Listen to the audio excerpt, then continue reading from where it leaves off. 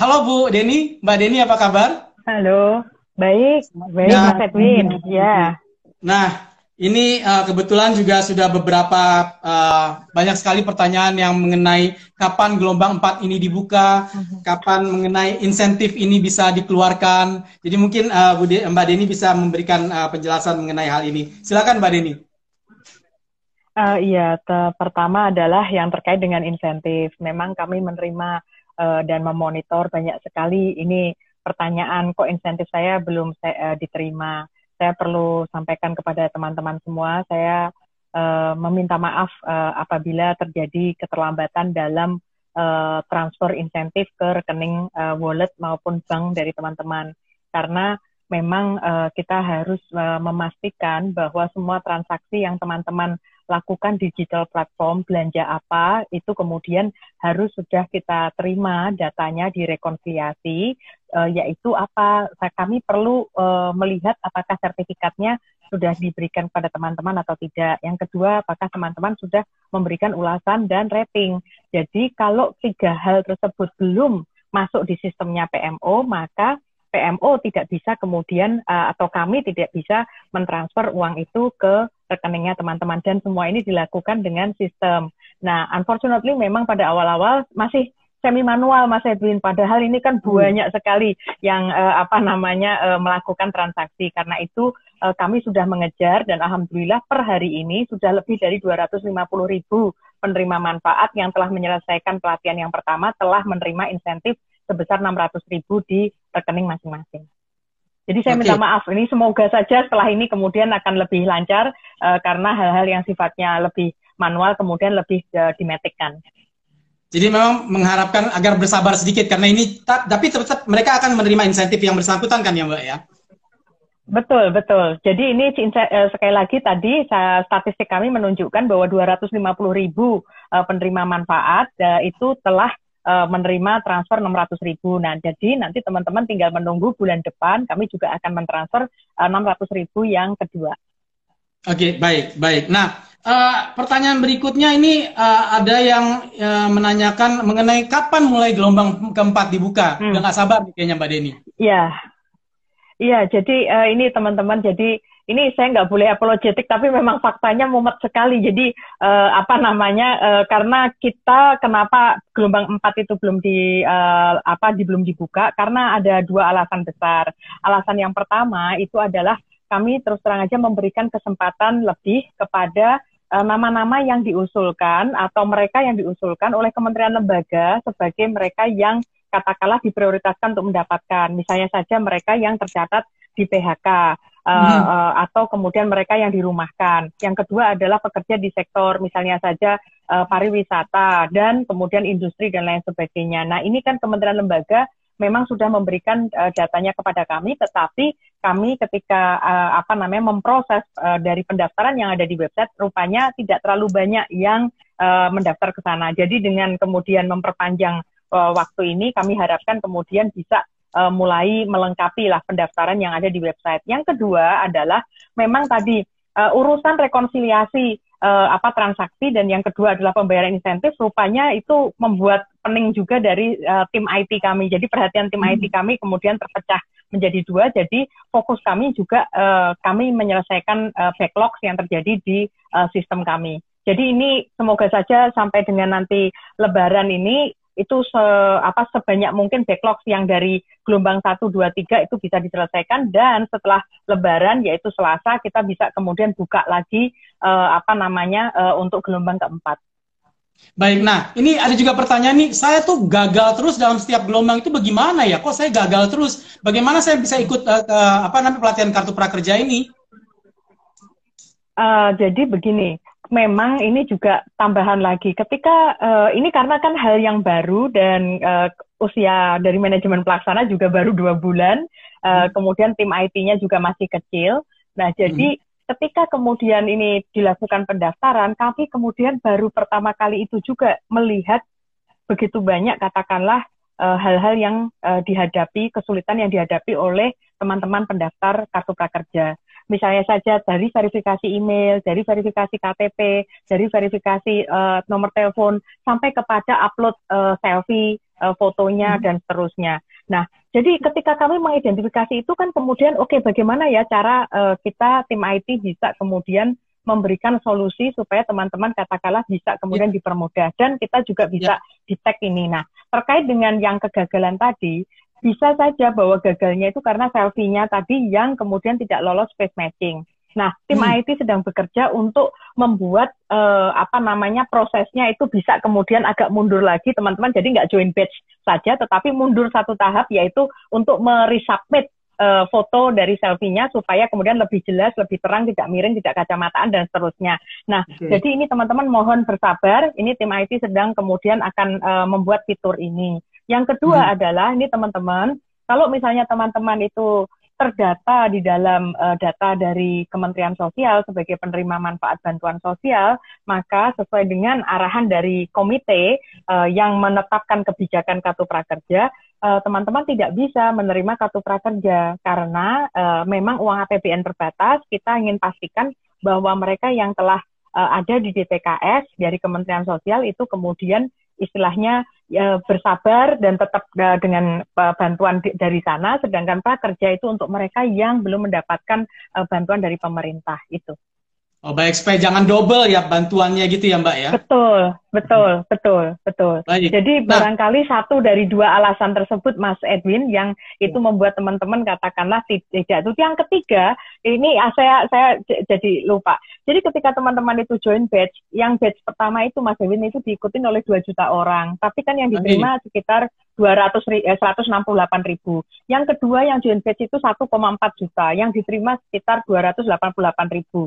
Yang ketiga yang join batch itu 1,55 juta. Nah, jadi yang diterima adalah 2,5. Jadi teman-teman memang harus bersabar. Karena apa? Karena memang yang mendaftar dengan yang diterima itu memang rasionya adalah seperti yang teman-teman lihat tadi. Jadi memang tetapi kami dari manajemen pelaksana sudah berusaha untuk kemudian menciptakan sebuah algoritma yang itu katakanlah bagi teman-teman yang mendaftar dari batch ke batch itu kita akan bobot lebih supaya kemudian teman-teman more likely untuk kemudian mendapatkan. Tetapi sekali lagi ini teman-teman memang kita harus legowo, orang Jawa mengatakan, karena ya memang yang mendaftar dengan yang bisa didanai oleh pemerintah itu terbatas. Nah, untuk mereka yang gagal pada gelombang pertama, kedua, dan mungkin ketiga, itu bisa tahu nggak sih apa sih kesalahan mereka gitu loh? Karena kan kadang-kadang nggak tahu apa sih salah saya sehingga saya nggak bisa gagal di gelombang 1, 2, dan 3. Bisa ketahuan nggak sih, Mbak? Kalau ketahuannya adalah yang pertama, ya kalau tarik mundur tadi adalah simply bisa karena tidak ada masalah di soal selfie-nya, tidak ada masalah di DTKS-nya, tapi nggak kepilih aja karena saking banyaknya tadi peserta yang mendaftar. Nah, jadi itu bisa saja. Karena tadi kan kalau misalnya saja hanya 288.000 padahal pendaftarnya adalah 1,5 juta, berarti kita bicara 1 dari 5 orang kan yang mendapatkan. Berarti 4 orang nggak mendapatkan. Nah, yang kedua adalah memang kami belum memberikan notifikasi yang khusus, yaitu bahwa Anda gagalnya ada di selfie-nya, sehingga kemudian bisa resubmit selfie itu.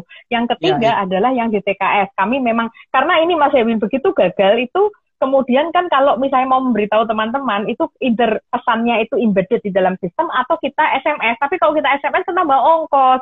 Jadi kan PMO harus memastikan ini uangnya ini dijenreng-jenreng untuk kebutuhan yang luar biasa. Demikian. Baik. Nah, tadi Mbak Deni juga bilang bahwa ada pendaftaran melalui kementerian lembaga terkait, ya. Nanti akan disubmit ke PMO. Tapi yang individunya sendiri harus daftar kan? Kalau nggak daftar nggak ketahuan nantinya. Betul.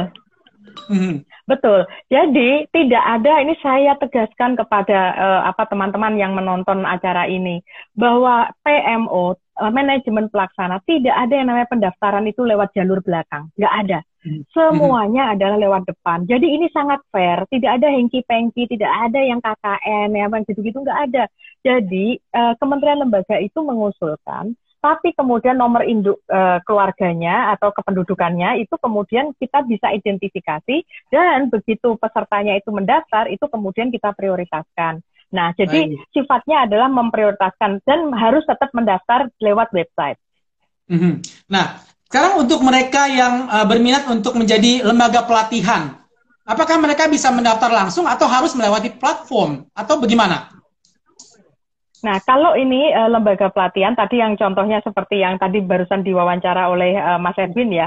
Jadi kalau lembaga pelatihan, itu mendaftarnya mereka adalah lewat si digital platform. Jadi ini 8 ini sekali lagi kita, jadi pelatihan itu tidak oleh yang 8 ya teman-teman, tapi 200 lebih dari lembaga pelatihan. Dan ini banyak terus lembaga pelatihannya yang berminat untuk bergabung dalam ekosistem prakerja. Jadi kalau teman-teman punya modul bagus, silahkan kemudian menghubungi satu atau semua dari digital platform yang ada, dan kemudian teman-teman tinggal memenuhi persyaratan oleh masing-masing digital platform itu. Sedangkan PMO itu nantinya setelah teman-teman di-approve oleh digital platform, kemudian digital platform akan memberikan kepada PMO, PMO kemudian akan meng-approve itu sesuai dengan syarat-syarat administrasi yang ada di dalam Permenko. Nah ini Mas Edwin saya perlu sampaikan bahwa teman-teman yang ingin mungkin berdonasi karena mungkin teman-teman memiliki katakanlah organisasi sosial atau profesi yang luar biasa dan merasa ada modul yang bagus dan mau mendonasikan, silahkan kemudian teman-teman sampaikan kepada digital platform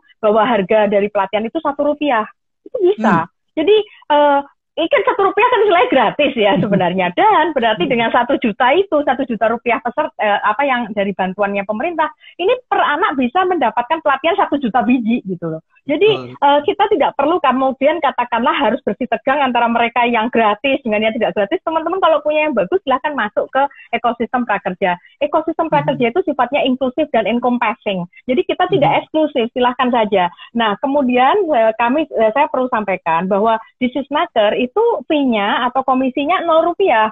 Jadi teman-teman kalau taruh Rp1 itu sudah cukup untuk kemudian bisa listed sebagai lembaga pelatihan yang ada di ekosistem prakerja.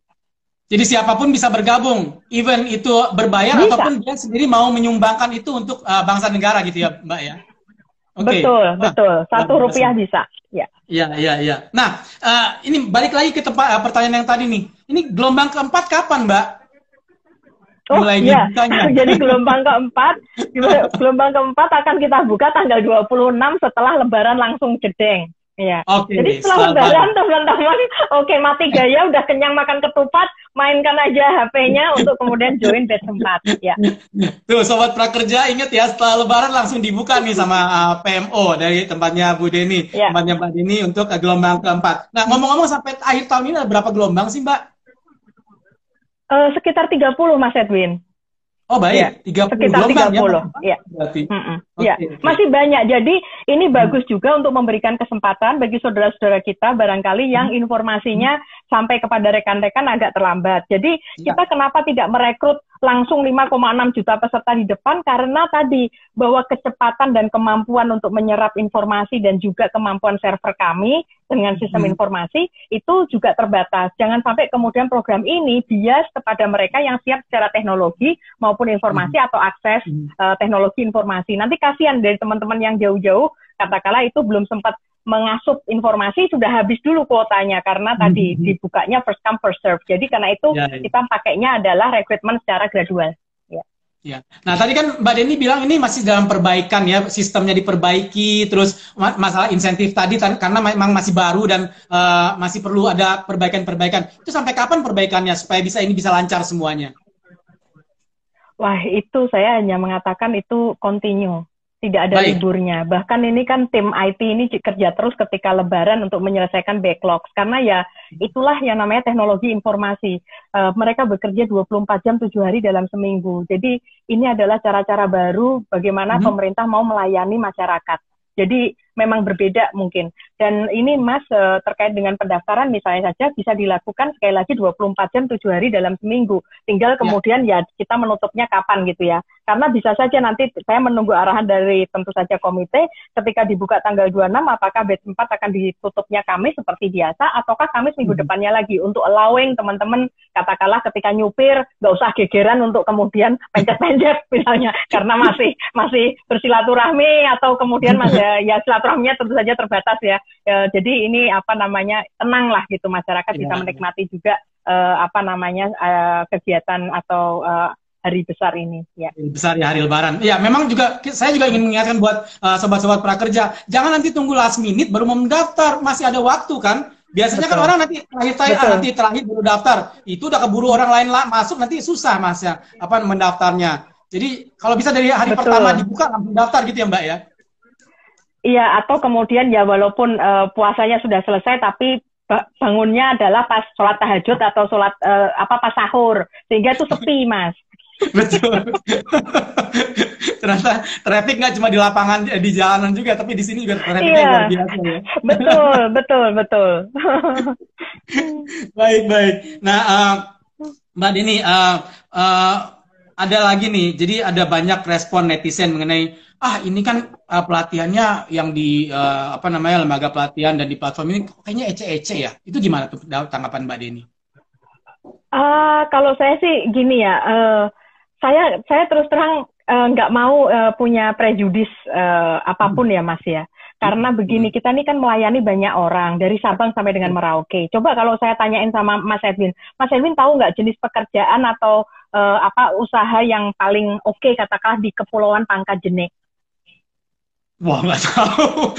Atau di Bovendigul.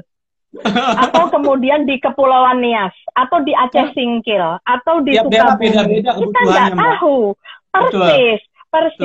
Jadi karena kita ini melayani sangat besar, melayani se-Indonesia, kalau saya sih terus terang rendah hati. Saya tidak ingin punya penilaian-penilaian kayak ini yang sophisticated, ini yang ecek-ecek. Saya nggak berani. Tapi tugas kami adalah menyediakan menu pelatihan sebanyak mungkin dari A sampai dengan Z. Silahkan masyarakat pilih sendiri mana yang paling cocok buat masyarakat.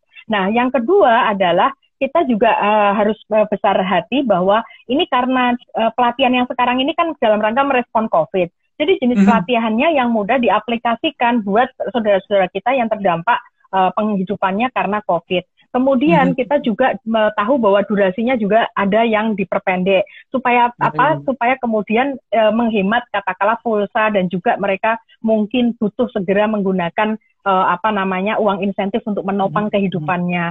Nah, jadi ini banyak sekali penyesuaian, ini bukan moda normal ya atau pola normal dari prakerja. Jadi saya sih besar hati terkait dengan itu. Dan saya tidak ingin menganggap enteng kursus-kursus seperti MS Word, Excel, bahasa Inggris, cara berdagang, cara jualan tadi, sales and marketing itu kan cara jualan doang. Nggak bisa, kita nggak boleh kemudian terlalu arogan terhadap itu. Kemudian bisnis pempek. Bukan soal membuatnya saja, tetapi katakan bagaimana kita bisnis pempek, bagaimana kita melakukan outsourcing dan segala macam. Nah, jadi saya mohon ini kita jangan hanya baca judulnya, tetapi mari kita lihat isinya. Dan yang kedua adalah sekali lagi kita melayani jumlah masyarakat yang sangat besar. Nah, baik. Nah, ini kan lebih yang kita obrolin dari tadi ini mengenai pelatihan-pelatihan ini bisa dijangkau secara online. Nah, terus gimana buat masyarakat yang tidak memiliki akses internet? Apakah ada juga pelayanan dari kartu prakerja? Iya, jadi begini Mas Edwin. Jadi awalnya memang kami tuh khawatir bahwa pelatihan ini hanya dimanfaatkan oleh mereka yang ada di perkotaan atau mereka yang siap secara gadget, punya smartphone. Pokoknya malah the privileged ones gitu loh. Saya kan khawatir, padahal kita sebenarnya kan pinginnya adalah menangkap mereka yang membutuhkan. Nah, terkait dengan ini, alhamdulillah kita sudah melihat di batch 1, itu kita sudah menjangkau 507 kabupaten se-Indonesia.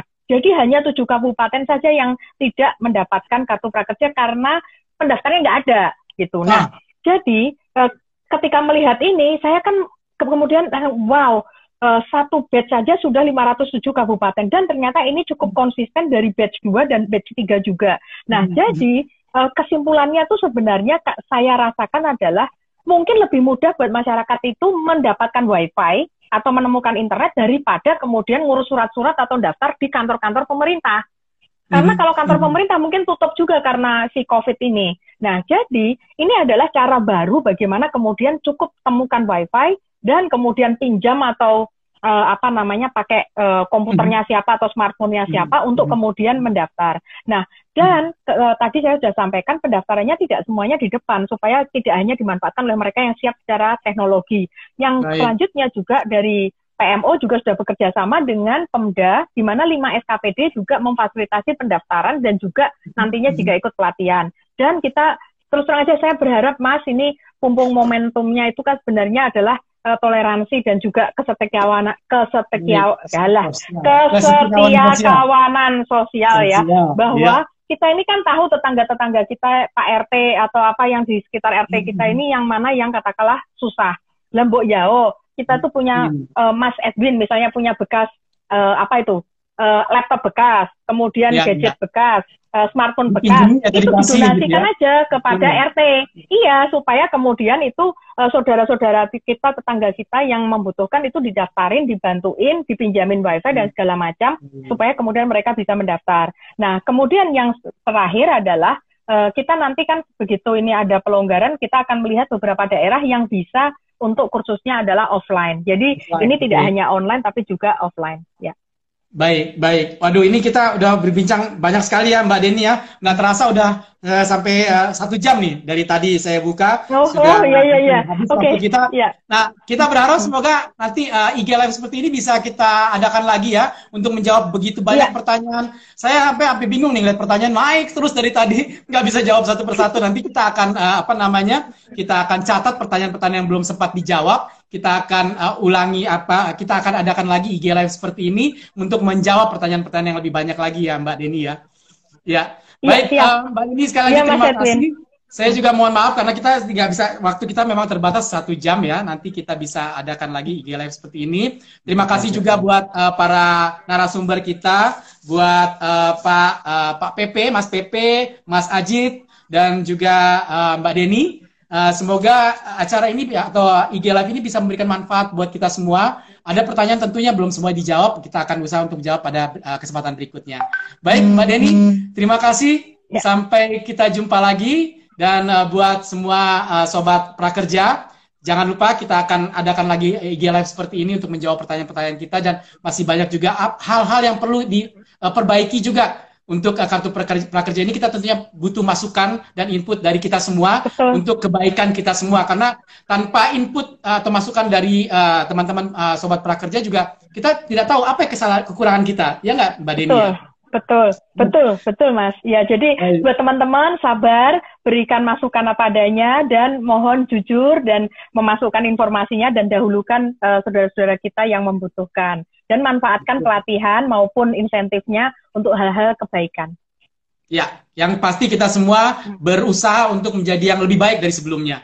Dan kalau bisa seperti yang Mbak Deni sampaikan, kita juga bisa berbagi kepada orang lain, sehingga orang lain yang tidak punya akses internet juga bisa ikut merasakan atau mengikuti pelatihan melalui online ini ya Mbak ya. Baik, terima kasih sekali lagi Mbak Deni, dan saya juga mengucapkan terima kasih atas perhatian dari Sobat Prakerja dimanapun Anda berada. Kita akan jumpa lagi dalam IG Live berikutnya. Selamat siang, selamat berpuasa, sebentar lagi mau Lebaran minggu depan ya. Wah, luar biasa. Iya, hari Minggu Idul Fitri, ya. Baik, ya jadi baik, terima kasih semuanya. Kita akan jumpa lagi. Saya tutup acara kita. Wassalamualaikum warahmatullahi wabarakatuh. Waalaikumsalam warahmatullahi wabarakatuh. Terima kasih.